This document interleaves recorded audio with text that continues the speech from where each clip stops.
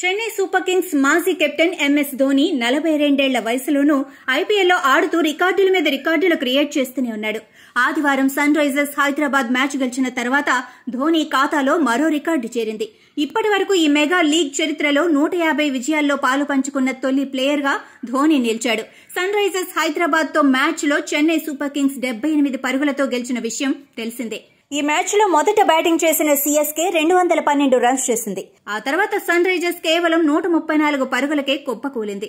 ఈ విజయంతో చెన్నై పాయింట్ల టేబుల్లో 3వ స్థానానికి దూసుకెళ్లగా ధోని గతంలో ఎవరికీ సాధ్యం కాని రికార్డును అందుకున్నాడు. ధోని ఐపీఎల్లో ఇప్పటి వరకు 259 మ్యాచ్లాడగా అందులో 150 మ్యాచ్ల్లో విజయాలు సాధించడం విశేషం.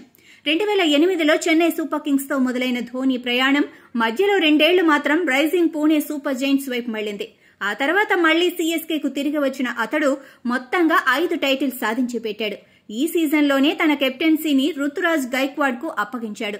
ఐపీఎల్లో అత్యధిక విజయాలు సాధించిన ప్లేయర్స్ జాబితాలో ఎంఎస్ ధోని టాప్ లో నిలవగా తర్వాతి స్థానాల్లో రవీంద్ర జడేజా, రోహిత్ శర్మ, దినేష్ కార్తీక్, సురేష్ రైనా ఉన్నారు. టాప్ 5లో ముగ్గురు చెన్నై సూపర్ కింగ్స్ ప్లేయర్సే కావటం విశేషం.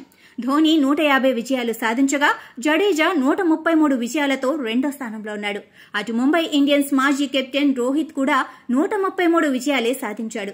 ప్రస్తుతం ఆర్సీబీలో ఉన్న దినేష్ కార్తీక్ 125 విజయాలతో 4వ స్థానంలో ఉండగా చెన్నై సూపర్ కింగ్స్ తరపున ఎక్కువ కాలం ఆడి మిస్టర్ ఐపీఎల్ గా పేరుగాంచిన సురేష్ రైనా 122 విజయాల్లో పాలు పంచుకున్నాడు. ఒక్క రైనా తప్ప మిగిలిన 4 ప్లేయర్స్ ఈ ఐపీఎల్లోనూ ఆడుతున్నారు. వీళ్లలో ధోని, కార్తీక్ బహుశా తమ చివరి ఐపీఎల్ ఆడుతున్నారని చెప్పొచ్చు.